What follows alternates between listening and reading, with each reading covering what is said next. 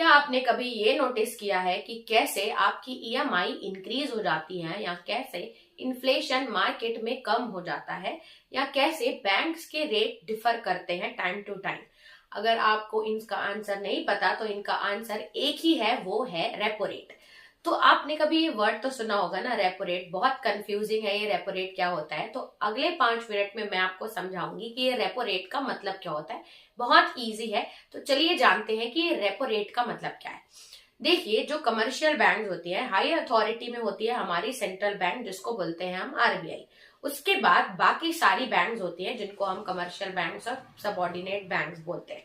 अब ये जो बैंक्स होती हैं ये क्या करती हैं, इनको अगर पैसे की जरूरत पड़ती है तो ये आरबीआई से लोन लेती हैं ताकि वो फर्दर पैसा मार्केट में लेंड कर पाए। तो जब कोई कमर्शियल बैंक सेंट्रल बैंक से लोन लेने जाती है तो सेंट्रल बैंक उनको कुछ सर्टेन परसेंट इंटरेस्ट रेट पे लोन देती है। जो इंटरेस्ट रेट पे सेंट्रल बैंक कमर्शियल बैंक्स को लोन देती है, उस इंटरेस्ट को हम रेपो रेट बोलते हैं। अब ये कैसे आपकी ईएमआई को कैसे ये अफेक्ट करेगा, ध्यान से सुनिएगा। अगर कमर्शियल बैंक जिनसे आपने लोन लिया है उनको ही इंटरेस्ट रेट ज्यादा मिला, मान लो सेंट्रल बैंक ने कमर्शियल बैंक को लोन दिया 10% पे। यहाँ पे समझते हैं, ये हमारी क्या है, ये हमारी सेंट्रल बैंक है, ठीक है। सेंट्रल बैंक और बाकी जो इसके अंडर काम करती है ये बाकी बैंक्स होती है, ये बाकी नॉर्मल बैंक्स है, ये सारी नॉर्मल बैंक्स है। तो जब सेंट्रल बैंक ने कमर्शियल बैंक्स को लोन दिया, वो दिया 5% इंटरेस्ट रेट पे। तो अब ये जो कमर्शियल बैंक है ये बाकी जो मार्केट है, मार्केट में जो बोरोवर्स है उनको इंटरेस्ट कुछ बढ़ा के देगी। मान लीजिए 8% देगी या 10% पे देगी। मान लो अगर अचानक से सेंट्रल बैंक ने ये इंटरेस्ट रेट कर दिया 15%। अब अगर इनको ही 15% में मिल रहा है तो ये मार्केट में इसको और बढ़ा के देंगे। वो 20% पे दे सकते हैं, 22% पे दे सकते हैं कमर्शियल बैंक। यानी कि जिस रेट पे कमर्शियल बैंक को सेंट्रल बैंक लोन देती है, इस रेट को हम लोग बोलते हैं रेपो रेट। अब ये आपको कैसे अफेक्ट करता है, जितना ज्यादा रेट इनको लगेगा वो उतना ऐड करके नॉर्मल पर्सन को लोन देंगे। यानी कि अगर सेंट्रल बैंक रेपो रेट ज्यादा रखती है, यानी कि कमर्शियल बैंक को भी इंटरेस्ट रेट ज्यादा रखना पड़ता है, जिसके कारण बहुत कम लोग लोन ले पाते हैं। अगर बहुत कम लोग लोन ले पाएंगे तो मार्केट में परचेजिंग पावर कम हो जाता है, और मार्केट में परचेजिंग पावर कम होने से क्या हो जाता है, जो इन्फ्लेशन है वो धीरे धीरे कम हो जाता है। यानी कि अब आपको कनेक्टिविटी समझ में आई होगी कि कैसे रेपो रेट नॉर्मल पर्सन की बोरोइंग कैपेसिटी को रिस्ट्रिक्ट करता है। अगर कमर्शियल बैंक को ही सेंट्रल बैंक ने ज्यादा परसेंट में इंटरेस्ट दिया है तो कमर्शियल बैंक अपना भी कुछ ऐड करेगी, उसके बाद वो नॉर्मल पर्सन को लोन देगी।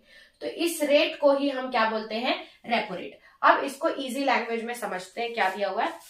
रेपो रेट क्या है, is the rate at which reserve bank of India lends money. Commercial bank को रिजर्व बैंक जिस इंटरेस्ट रेट पे पैसा देती है, मनी लेंड करती है, उसको हम लोग बोलते हैं रेपो रेट, ठीक है, फॉर शॉर्ट टर्म नीड्स। अब जैसे कि क्या है, बैंक बोरोज मनी, जो नॉर्मल हमारी कमर्शियल बैंक होती है वो आरबीआई से पैसा लेती है।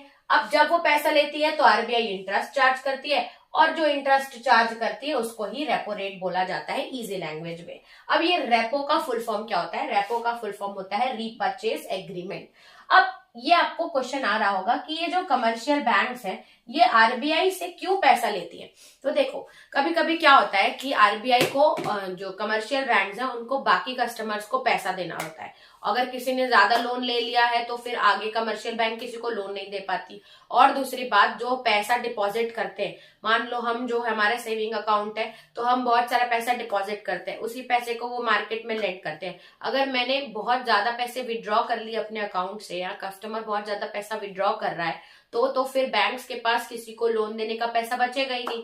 इस केस में जो बैंक्स होती हैं वो आरबीआई से पैसा लेती हैं, और इसके लिए आरबीआई इंटरेस्ट रेट चार्ज करता है, जिसको हम रेपो रेट बोलते हैं। Banks faces short term financial funds, वो लोग रिक्वायरमेंट फेस करते हैं। क्यों? क्योंकि डिमांड बहुत ज्यादा है, कभी कभी बहुत लोग लोन डिमांड करते हैं, और विड्रॉल, कस्टमर्स बहुत ज्यादा विड्रॉ करता है, जिसके कारण कमर्शियल बैंक्स के पास लेंड करने के लिए मनी नहीं बचता। अब इसके जो रेपो रेट वर्क कैसे करता है ना, उसको मैंने स्टेप बाय स्टेप लिखा है। जो मैंने आपको यहाँ पे समझाया उसी का ही थ्योरेटिकल वर्जन है, देख रहे हैं। अब आरबीआई मान लो इंक्रीज कर देता है रेपो रेट, पहले वो 10% पे कमर्शियल बैंक को दे रहा था, अब वो 15% पे कमर्शियल बैंक को देगा।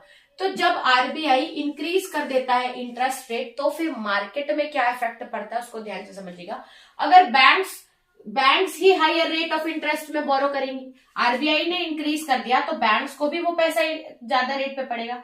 अब बैंक्स को ज्यादा में पड़ा तो बैंक क्या करेगी, लोन इंटरेस्ट रेट बढ़ा देगी। लोन इंटरेस्ट रेट बढ़ाएगी तो लोन एक्सपेंसिव हो जाएगा।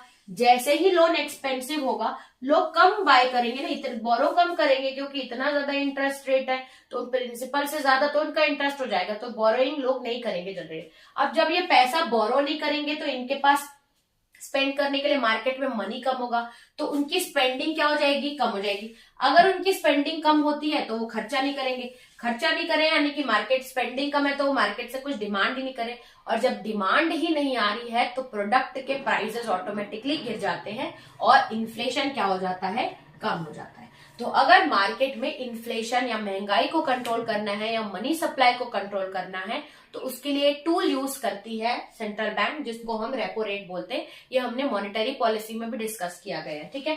अगर इन्फ्लेशन ज्यादा है तो क्या करेगी, आरबीआई इंटरेस्ट रेट इंक्रीज कर देगी। और अगर इकोनॉमी स्लो चल रही है, मार्केट में पैसा ही नहीं है, तो बैंक ये चाहेगी कि ज्यादा से ज्यादा पैसा मार्केट में जाए। इस केस में आरबीआई करती है रिड्यूस कर देती है रेपो रेट, ठीक है।